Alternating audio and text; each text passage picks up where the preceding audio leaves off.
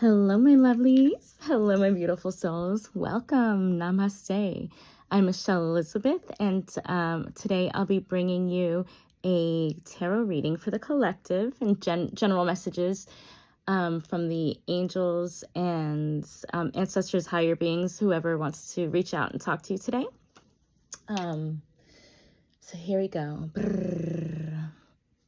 Angels, ancestors, guides, and higher beings of the highest white light, please give me a message for this collective, and whoever this reading is for, let them receive the messages that they need to receive and leave the rest behind.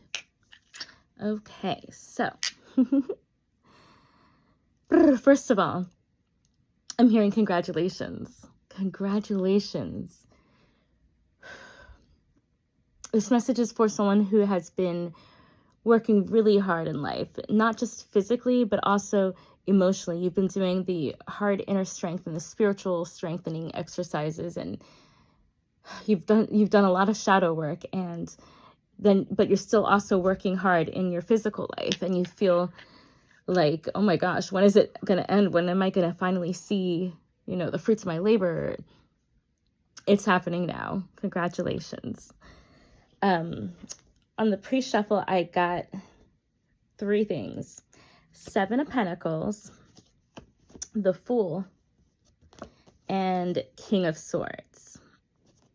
So this lines up perfectly with congratulations, because with the Pentacles, 7 of Pentacles, it's, especially with this one, it's like, look at the abundance you've been putting in the hard work, and you're gaining these pentacles, and you've got the roots now all planted, and now the tree is growing up, and it's growing, and it's blossoming, and the leaves are coming out, and it's so you're seeing the abundance starting to happen.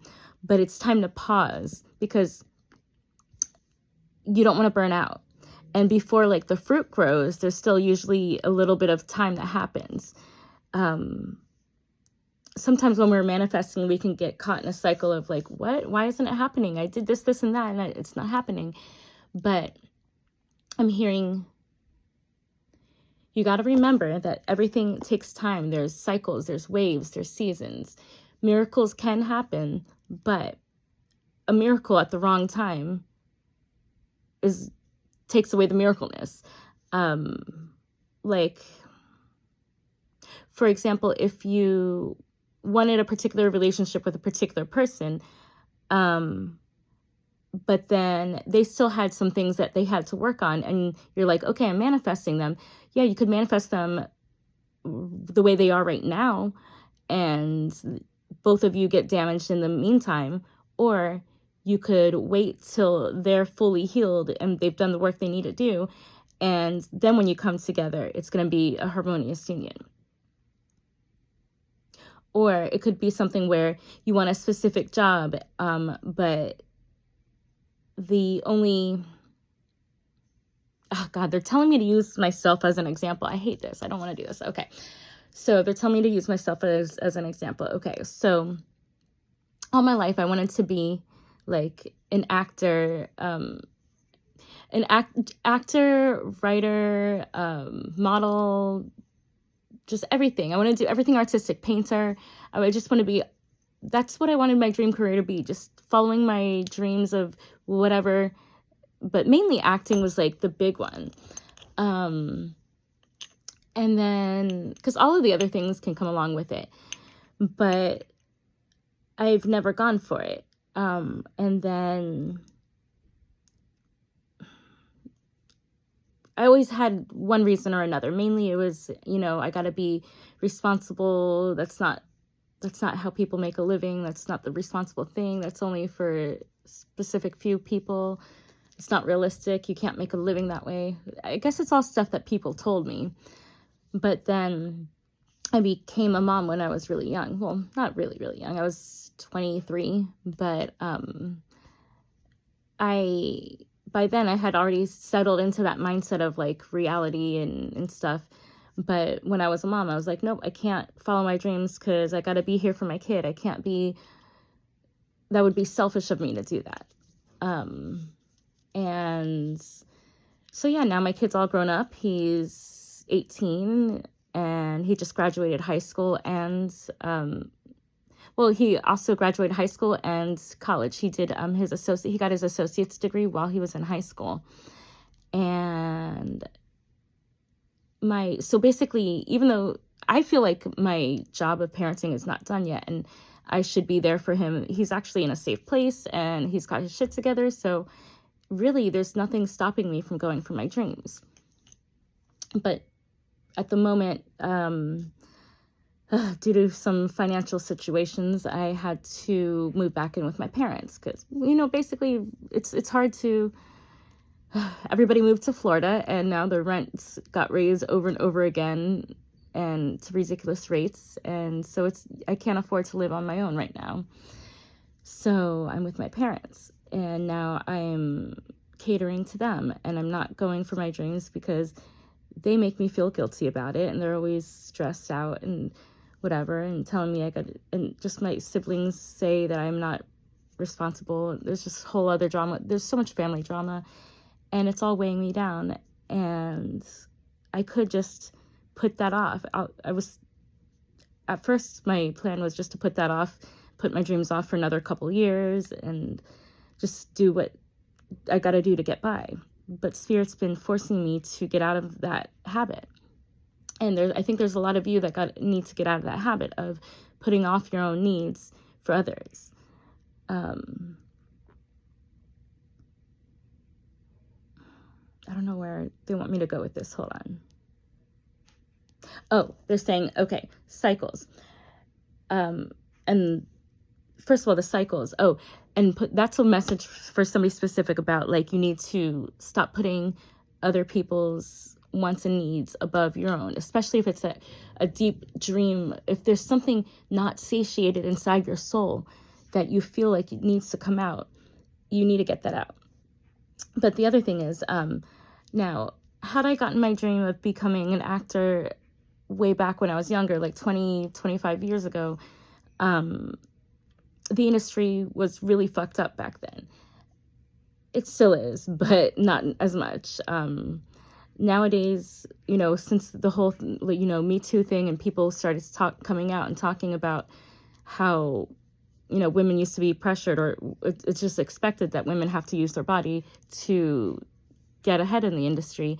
That's not something I'm okay with. That's something I would not want to do. And then I'm sure if I had tried to go for my dream 20 or so years ago, I would have been put in those situations and it wouldn't be good for me.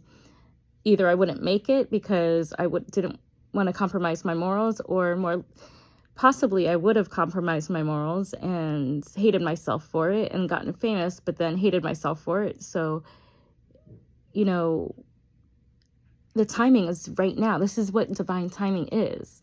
Nowadays, you don't have to do that. And so I finally am going for my dreams. I contacted an agency or an acting school in Los Angeles, and I started taking classes with, professionals out in LA. So it's scary as hell because I don't know where it's going to lead, and I feel selfish for doing this. I feel like this is the wrong thing. And I'm also, I'm taking big leaps of faith like that in multiple areas of my life. I don't want to share all of it right now because it's, it's still manifesting and still happening, but I'll let you guys know some of the progress. But your guides are saying to reflect on what your needs are, and it'll happen. If you truly want it to happen and start taking the actions, the steps towards it, it'll happen when the divine timing is. But again, divine timing goes back to this. And taking the leap of faith is the Fool. And just like this, it takes seasons to grow. Right now is the time for you to reflect and have realize how abundant you are. Do something big to celebrate. Like right now, I'm going to Burning Man next month, and that's my way of celebrating all the accomplishments. I'm not just going to celebrate in a small way. I'm going to celebrate in a huge way and because I've been through a lot and I've overcome so much, and I still have a lot to go, but I am so proud of myself, and I know I can handle it and make it the rest of the way. And also, when you stop and celebrate, it's going to boost your energy. You're going to go up, your frequency, your level of frequency and vibration goes up. And when you're in that higher vibration, it's easier for you to manifest things, and the divine timing and the miracles and everything aligns perfectly when you're in that happy, motivated, inspired state. So, I'm so excited for Burning Man. Like, that is... Honestly, I didn't even really know what it was a year ago. I just knew it was some sort of festival with some sort of art. I didn't realize like how amazing it is until recently. And I know that when I'm in the desert looking at all the art and the music and just being in my element, being around other people who are like me, it's going to boost me so much that I'm going to be able to really quickly manifest what I want. And that's what Spirit's confirming to you here with the Seven of Pentacles, the Fool, and the King of Swords. It's saying, get out of your head. With the King of Swords, you finally have mental clarity. You finally understand, all the differences. You can trust yourself. You can totally, completely trust yourself now. So just go for it. Let me see if there's any other messages that want to come out. Let's see. I'm going to get an oracle card here. What messages do we need to hear? Ooh. Consider all your options before acting. Consider all your options before acting. And that aligns with this. I feel like it's sometimes you could look at this in a negative way and be like, oh, be careful. You have to consider everything. But I take it as, instead of that, it's more of a, consider all your options. Like, the whole world is your oyster. You have anything you want at this moment. Anything you ask the universe for is yours. Anything you ask the universe for is yours.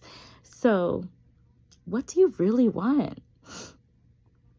Speak it to existence. What do you truly, truly want? If it wasn't for catering to others, trying to stay realistic, doing what's going to make other people feel good, what would you really want? Consider all those options before acting on it. Oh, at the bottom of the deck, manifest your wishes. Manifest your wishes, bitches. Oh God, we got some funny characters up in here, these guides I'm channeling. I love it. It's a party up in here. Okay, let me get another one of these messages. Love it. I don't have to fit in. Hell yes. I don't have to fit in. Actually, if you're on my channel, you probably don't fit in. And I love that for you, because that's the best place to be. Although we all have that weird desire that we want to fit in. So I guess it's not weird, because it's natural. It's human nature. We all want to fit in. Probably goes back to like tribal times when, being on your own was dangerous and you needed a village to survive. Honestly, I think that's how life should be now, that like we should be taking care of each other. And like, I really want to live in a commune or something.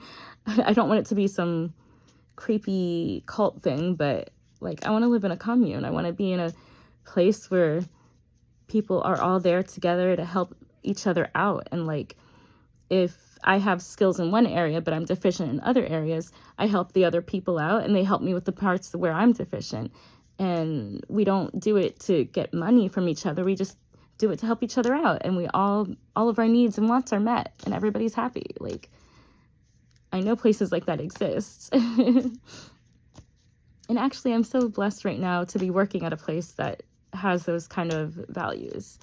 I love my new job right now. Like, it's hard work, and very exhausting mentally, because I get autistic burnout or empathic burnout, whatever, easily. But I'm working at this a kava bar in Fort Lauderdale, which is, if you don't know what kava is, or kratom, either one of those are amazing drinks that you can have that are non-alcoholic, that make you feel good. and they're from plants. And yeah, you got to do your research. Kava and kratom, they are both amazing. And that's actually what helped me. One of the huge things that helped me get off being dependent on alcohol. I used to drink vodka every single day for years. And I weaned myself off of it little by little by having either kava or kratom just once or twice a week. Like once or twice a week made me feel so good that I didn't even need alcohol. And yeah, going on a tangent here. But yeah, you know, if you're ever in Fort Lauderdale, if you guys are watching this, look up Leaves and Roots. Leaves and Roots Kava Lounge. It's amazing. The community, the kava community, anywhere you go, the kava community is amazing. So you don't have to fit in, but actually when I'm there, I feel like I fit in. It's amazing. I love it there. Okay, so what crystal should the collective work with this week? What crystal should the collective work with this week? Oh, I like this. Oh, I'm drinking some kratom right now.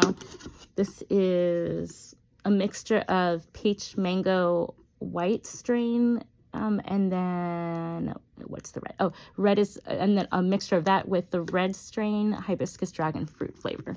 So good. And so the crystal that your guides want you to work with this week is ruby. Ruby. It says you only more so. Oh, I love that. You only more so. You don't have to fit in. You know, this whole message keeps resounding. You don't have to fit in. You just be more of you. Go for what your inner child and your soul really wants. What is it that's calling to you right now? Go for it. This is so pretty. The number 79 might be important to you, or 79 July, or the year 1979, July 9th, September. Oh, September 7th. September 7th is my son's birthday. Oh, my baby. Precious. I miss him so much. I'm going to visit him this weekend. I'm so excited. Okay. Any last messages? Let me get an affirmation card. Oh, I was looking at the numbers on these. Oh, and another 7 on here. So 797, 0. And King of Swords, I don't know. So 797. Okay, let's see. What affirmation does the collective need to hear? Today I am kind. Today I will make this day count. I will do something kind for someone. So, yeah, make this day count. So as you're keep being you, only more so, and you being you, you're still a kind person. Oh, I like that, kind. Okay, so there's a difference between being nice and being kind. This is something I've learned the past few months. Part of my ego was I liked being considered a nice girl or a nice person. You know, I was always the nice one. Whenever people think of Michelle, they think of, oh, she's so nice. It's like the first thing that people think of. But being nice is not always a good thing. Being nice can get you walked all over. And being nice is different from being kind, because being nice, you say yes to things that you really don't want to say yes to, but you feel obligated to. It's people pleasing. It's doing things just to be nice. I didn't want people to think I was a bitch. I didn't want to hurt people. I didn't want people to think I was mean or that they couldn't talk to me. So I didn't say no when I wanted to say no a lot of times. And I'm still having trouble with that. I'm still having trouble with speaking up for myself. Like while living with my parents, I'm trying to, I don't want to hurt them, and I want them to know I appreciate what they're doing for me, but they need to learn to respect boundaries. And I'm a grown woman, and they need to respect my boundaries and my decisions. But I don't want them to think I'm a bitch, so it's like I'm being nice. But being kind would be the right thing to do, is tell them my boundaries in a kind way. And if they don't like it, they don't like it. But that's their problem. That's not my problem. So remember to be kind and not nice. So do something kind for someone. Because actually, when you're trying to be nice, sometimes you're enabling someone, or you're not letting them feel the consequences of their actions. And that's really not kind in the long run. You know, it's not good for them in the long run. So remember to be kind. Okay, well, I thank you for hanging in there this long with me. I kind of keep rambling and stuff, but I love you all. And if you're interested, if you're still on here watching, and you're still interested in a reading from me, a personal reading, you can email me, and I'll get you set up with a video reading. Okay? Love you guys. Mwah. Bye.